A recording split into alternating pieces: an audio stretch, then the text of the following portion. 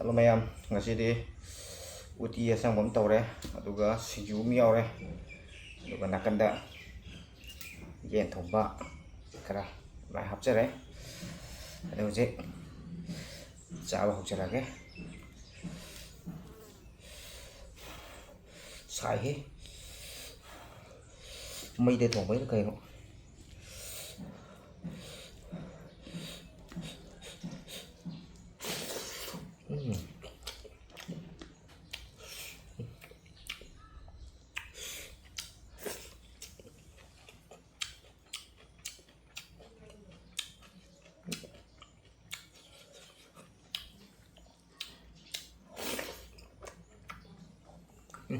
Ootti Ashangba rất hậu ấy.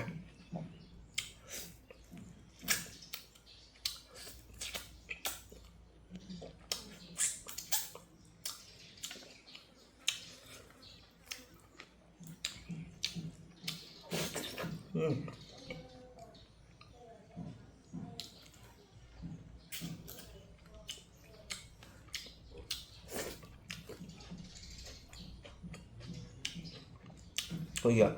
weather thì nung tà cái đẹp Ootti nó hiền cái em họ quả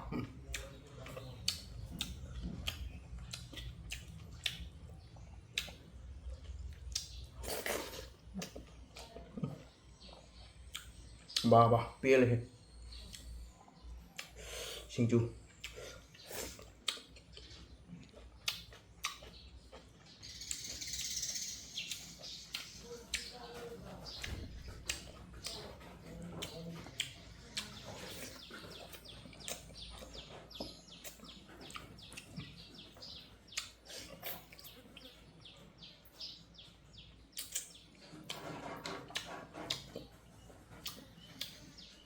Ôi tiệm usoi mà tầm dầu làm nên usoi Ootti mà tầm dầu này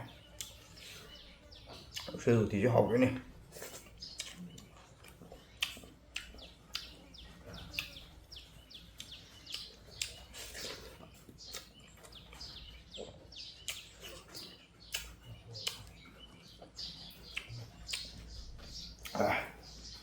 xin dưới cho một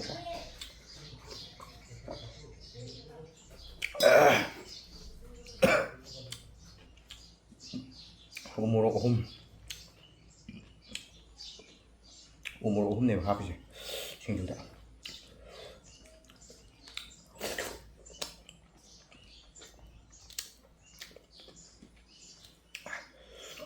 nó đầy khoáng đi Ootti chỉ mà biết đây là phải cái bom cho bạn phải cái favorite rồi mà food ăn cái gì Ootti Ashangba con đây là phải bom cho bạn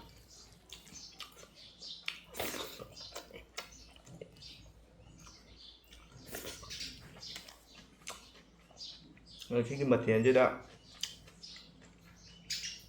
quay cái ô áp ra rồi đấy khi cái nghiền gì mô tả nào bà phô rồi trong cái đồng cái đồ nông dục nó sụp được không khi vậy cái thằng phật tài của thuốc của lấy được quật vào đây là bây giờ có tim thằng ra sinh du mới ho là cái đồ bà phô mà nó cần được tiêu rồi con và đôi đi ra này bị TV rồi tổng mà này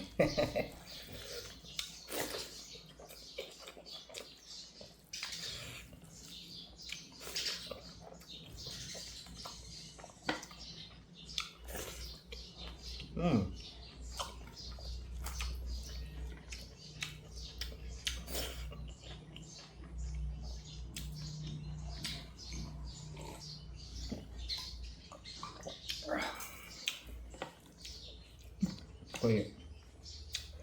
ta bốc chú thằng chỉ làm gì cái sao với không mang ta ra cái thôi mà nó mình đi hết quay phải ra sao và đấy không mang ta phải chạy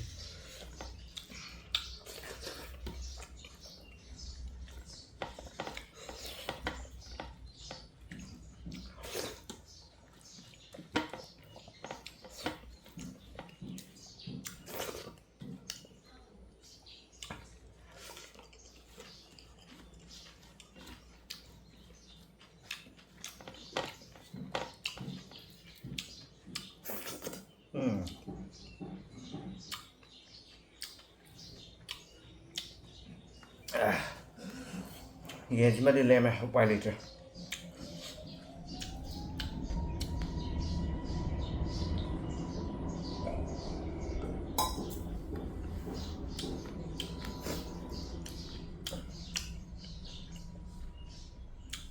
ꯑꯗꯨꯒ video ꯑꯁꯤꯕꯨ ꯌꯦꯡꯕꯤꯔꯤꯕ ꯅꯨꯡꯁꯤꯖꯔꯕ ꯏꯆꯤꯜ ꯏꯅꯥꯎꯁꯤꯡꯕꯨꯀꯣ ꯕꯤꯇꯤ ꯃꯣꯏꯔꯥꯡꯆꯥꯒꯤ ꯃꯥꯏꯀꯩꯗꯒꯤ